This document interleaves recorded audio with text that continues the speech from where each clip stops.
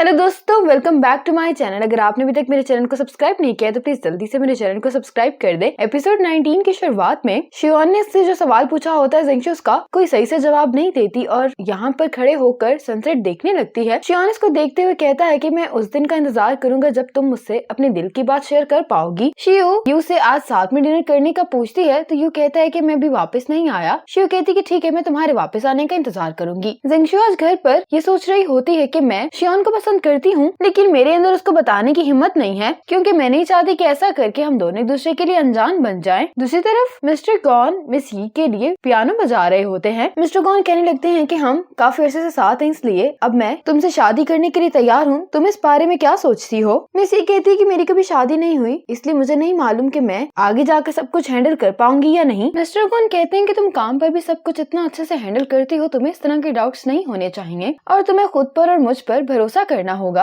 इस बात पे मिस ही मुस्कुरा देती हैं। आज जब यू अपनी मॉम के साथ डिनर कर रहा होता है तो इसकी मॉम कहने लगती है कि जिंगशू अच्छी लड़की है, तुम्हें उससे ज्यादा मिलना चाहिए ताकि तुम दोनों की जल्द से जल्द शादी हो सके। यू अपनी मॉम को कहने लगता है कि मैं और जिंगशू सिर्फ अच्छे दोस्त हैं, लेकिन इसकी मॉम कहती है कि मुझे लगता है कि तुम जिंगशू में इंटरेस्टेड हो, इसीलिए तुम्हें इसके बारे में सोचना चाहिए। फिर जब यू अपने रूम में आता है तो ये जिंगशू को मैसेज करता है। यू जिंगशू से पूछता है कि तुम्हारा न्यू ईयर कैसा गुजरा। जिंगशू इसको कहती है कि न्यू ईयर अच्छा था। इतने में जिंगशू को मिस ही की कॉल आ जाती है जो इससे कह रही होती है कि तुम और शियोन साथ में हो। अब जिंगशू कहती है कि ऐसा तो कुछ भी नहीं है। मिस ही कहने लगती है कि ये सच बात तो नहीं है। तो जिंगशू कहने लगती है कि आपको दूसरों की बातें नहीं सुननी चाहिए। ये कहकर जिंगशू कॉल बंद कर देती है, लेकिन कहने लगती है कि मैं शियोन के साथ होना तो चाहती हूँ। घर पर शियोन ड्रिंक कर रहा होता है, ये काफी अपसेट दिखाई दे रहा होता है। शियो से पूछती है कि अंकल आपको क्या हुआ है। शियोन इसे कहता है कि तुम सोने के लिए चली जाओ। शियो कहती है कि मैं भी एक लड़की हूँ, इसलिए मैं लड़कियों को आपसे ज्यादा बेहतर समझ सकती हूँ। शियोन से अपनी बात नहीं शेयर करता तो शियो खुद ही गेस कर लेती है। शियो कहती है कि उसने आपसे झूठ इसलिए बोला है क्योंकि वो आपसे बहुत प्यार करती है। वो इस बात को लेकर फिक्रमंद है कि अगर कोई बात आपको बुरी लग गई तो उससे आपकी नजर में उसकी इमेज खराब हो सकती है। ये बात सुनकर शियोन को जिंगशू की वो बातें याद आने लगती हैं जो ये चेंज करते हुए शन से कह रही थी और अभी शियो से कहता है कि तुम्हें कल काम पर जाना है तो जाकर रेस्ट कर लो। ये कहकर शियोन घर से चला जाता है। आज गोंजी जब घर पर आता है तो इसके डैड कहने लगते हैं कि मैं कुछ दिनों में तुम्हें किसी से मिलवाने के लिए लेकर जा रहा हूँ। गोंजी कहता है कि आप मुझे मेरी स्टेप मॉम से मिलवाने के लिए लेकर जा रहे हैं। तो डैड कहने लगते हैं कि मैं तुम्हें तब लेकर जाऊंगा जब वो तुमसे मिलने के लिए तैयार होगी। गोंजी अपने डैड से पूछता है कि क्या आप उसको इतना पसंद करते हैं। तो डैड कहते हैं कि मैं उसके साथ अपनी बाकी की जिंदगी गुजारना चाहता हूँ। गोंजी अपने डैड को ड्रिंक देते हुए कहता है कि मैं उम्मीद करता हूँ कि आप अपनी जिंदगी उसी के साथ गुजारेंगे जिसको आप प्यार करते हैं। ये सुनकर गोंजी के डैड मुस्कुराने लगते हैं। अब मिस ये घर पर मूवी देख रही होती है। इनको मिस्टर गॉन की कॉल आती है जो कहने लगते हैं कि गोंजी बड़ा हो गया, इसलिए तुम्हें उसके बारे में फिक्र करने की जरूरत नहीं है, इसीलिए मैं तुम्हें अपनी फैमिली से मिलवाना चाहता हूँ। मिस ये इसके लिए मान जाती है। अगले दिन गोंजी, शियोन और यू एक नई कंपनी वांगशू में आए होते हैं और यहाँ के ऑनर इनको अपनी कंपनी की लैब्स दिखा रहे होते हैं। गोंजिन से पूछने लगता है कि तुम लोगों के पास पहले इतनी बड़ी लैब्स हैं, फिर भी तुम लोग इन्वेस्टमेंट क्यों चाहते हो। तो ये कहने लगता है कि टेक्नोलॉजी को अपग्रेड करने के लिए हमें फाइनेंशियल मदद की जरूरत है और ये बात सुनकर शियोन और यू काफी इम्प्रेस होते हैं। इसके बाद जब ये तीनों इनके ऑफिस में आ जाते हैं तो यू इनसे पूछता है कि तुम लोगों के पास इन्वेस्टमेंट के पैसे अब क्यों नहीं है। तो ये बताने लगता है कि हम हमेशा ही नई टेक्नोलॉजी पर पैसे इन्वेस्ट कर देते हैं जिसके कारण हमारे पास पैसे नहीं बचते हैं। शियोन कहता है कि हमारी डील फाइनल है क्योंकि यूनचिंग सिर्फ क्वालिटी प्रोडक्ट्स पर ही इन्वेस्टमेंट करता है। ये बात सुनकर इस कंपनी के ऑनर भी बहुत खुश हो जाते हैं। अगली सुबह जिंगशू जब काम पर आती है तो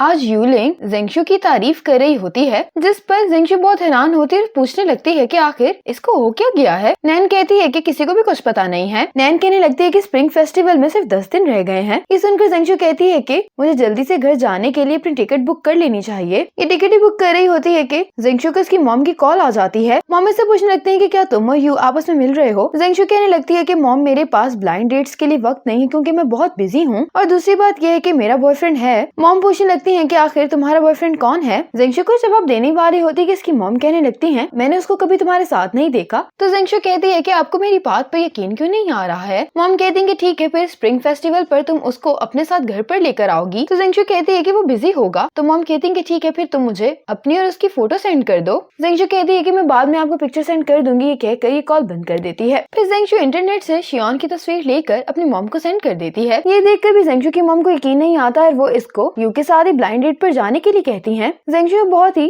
अपसेट दिखाई दे रही होती है। यू को मैसेज करती है कि क्या इस वीकेंड तुम फ्री हो, मैं तुम्हें डिनर पर लेकर जाना चाहती हूँ। शिव इसको यूँ परेशान देखती है तो इसके पास आ जाती है और पूछने लगती है कि आप इतनी परेशान क्यों लग रही हैं। जिंगशू कहती है कि मेरी मॉम मुझे ब्लाइंड डेट पर भेज भेजना चाहती हैं। शिव कहती है कि अगर आप जाना नहीं चाहती तो मत जाइए। तो जेंगशु कहती है कि तुम मेरी मुश्किलात को समझ नहीं सकती हो, क्योंकि उनको लगता है कि मैं और वो एक दूसरे के लिए बहुत सूटेबल है, इसलिए हमें शादी कर लेनी चाहिए। शिव पूछती है कि वो क्या करता है, तो जेंगशु उसको बताती है कि वो यूनिवर्सिटी टीचर है, और फिर पूछती है कि वो क्या पढ़ाता है, तो जेंगशु कहती है कि वो फाइनेंस पढ़ाता है। शिव कहती है कि आप लोगों के इंटरेस्ट तो मिलते हैं, लेकिन फिर उसका क्या होगा जिसको आप पसंद करती हैं। और अब ये सोचने लगती है कि अगर इसने शियोन को बता दिया कि मैं ब्लाइंड डेट पर जा रही हूँ, तो शियोन इसे यही कहेगा कि मत जाओ। और फिर जेंगशु की इमेजिनेशन दिखाई जाती है, जिसमें ये शियोन को बता रही होती है कि मैं अपनी मॉम की बात से इनकार नहीं कर सकती हूँ, इसीलिए मुझे ब्लाइंड डेट पर जाना ही होगा। तो शियोन कहने लगता है कि मैं तुम्हारी मॉम को सारी बात एक्सप्लेन कर देता हूँ, फिर वो तुम्हें ब्लाइंड डेट्स पर नहीं भेजेंगी। ये सोचकर ही जेंगशु को अच्छा आइडिया नहीं लग रहा होता, और फिर सोचने लगती है कि अगर मैंने उसको बता दिया तो वो तो यही कहेगा कि चली जाओ,